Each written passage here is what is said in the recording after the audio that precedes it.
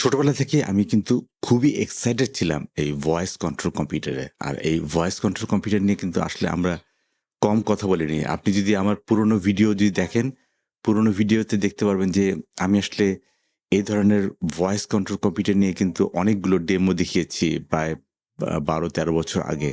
আমার একটা মডেল তো জ্যাসপার। জ্যাসপারকে দিয়ে আমি আসলে বিভিন্ন আমরা কথাবার্তা বলতাম। তো এখন যে জিনিসটা আসলে আমরা বলতে যাচ্ছি যে হিউম্যান ন্যাচারালি আমরা যখন কথা বলি তখন কিন্তু হিউম্যান কি হয়?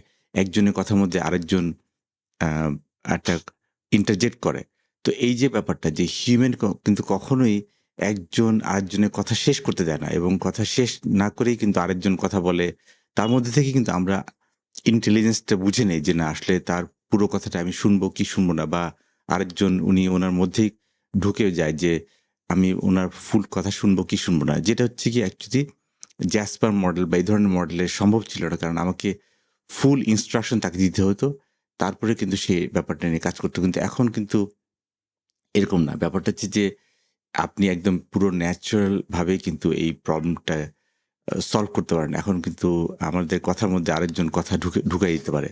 সো এই যে ব্যাপারগুলো, এই ব্যাপারগুলো কিন্তু এসছে just because it has become more natural, it has become more fluid and we understand যে আসলে কিভাবে এই ধরনের মডেলগুলো কাজ করবে। তো এখানে আমি যদি স্যামের এই কথাটা যদি আমরা শুনে আসি, আমরা আসলে এখানে বলতে চাচ্ছি You made an যে announcement earlier today. We did.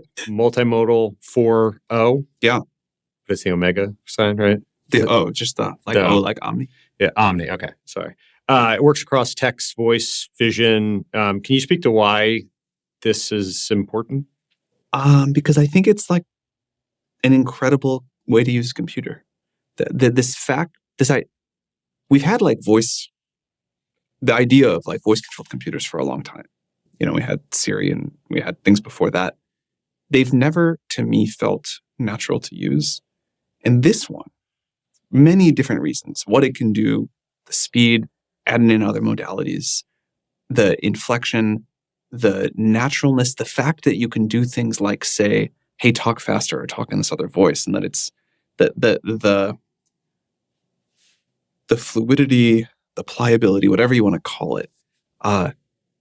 I just can't believe how much I love using it. Yeah, Spike Jonze would be proud. It's Are there use cases that you've gravitated to? Well, I've only had it for like a week or something.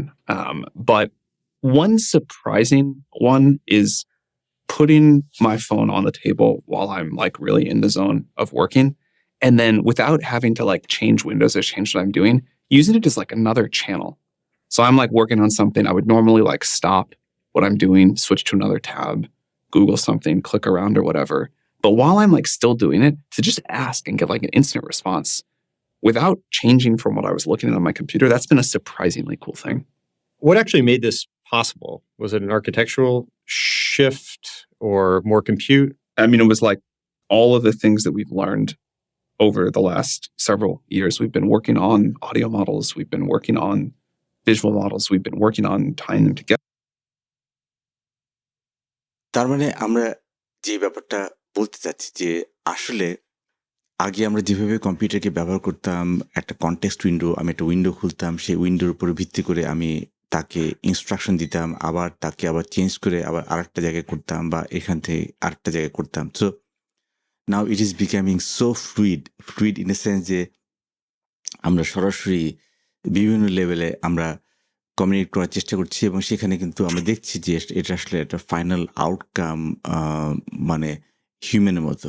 It is fluid, you can interject, কথার মধ্যে কথা ঢুকানো যায় এবং তারপরে আপনার মতো করে কাজটা বের করা যায়। আর সেই জন্যই আমি বারবার কিন্তু বলেছি যে আমি গত প্রায় ২০ বছর ধরে যেহেতু এটা নিয়ে কাজ করছি, সো আমি আপনাদেরকে বলতে পারি যে why did I write this intelligence সিস্টেমের সন্ধানে, মানে why you need to get the system intelligent, মানে আপনাকে কেন এআই বা এদেরকে কেন আপনাকে আপনার সহযোগী বানাতে হবে। বিকজ আপনি যদি তাদেরকে সহযোগী না বানান তাহলে কিন্তু কোনো কাজই হচ্ছে না। সেই জন্য কিন্তু natural language processing is the thing. যে ট্রান্সফর্মার কথা হচ্ছে একটাই, যে ট্রান্সফর্মার মানে হচ্ছে গিয়ে জেনারেটিভ প্রি-ট্রেইন ট্রান্সফর্মার যেটা হচ্ছে জিপিটি।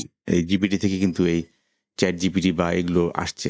সো দিন শেষে আমরা আসলে যেটাই করার চেষ্টা করছি না কিন্তু আমাদের কিন্তু এই ইন্টারাকশনটা লাগবে, এই কম্বিনেশনটা লাগবে এবং এই কম্বিনেশনের জন্যই কিন্তু আমাদের এত গল্প। আর সেটাই জন্য আমি বারবার বলছি যে আমাদের কিন্তু এটা নিয়ে আমাদেরকে কাজ করতে হবে এবং এটা নিয়ে কিন্তু আমাদেরকে সলভ করতে হবে এবং আমাদেরকে এআই বুঝতে হবে, জানতে হবে। বিকজ এআই আমরা যদি বুঝি, না জানি তাহলে কিন্তু আমরা অনেক পিছিয়ে পড়বো এবং আমরা দেখছি যে আমরা অলরেডি কিন্তু অনেক জায়গায় পিছিয়ে পড়েছি।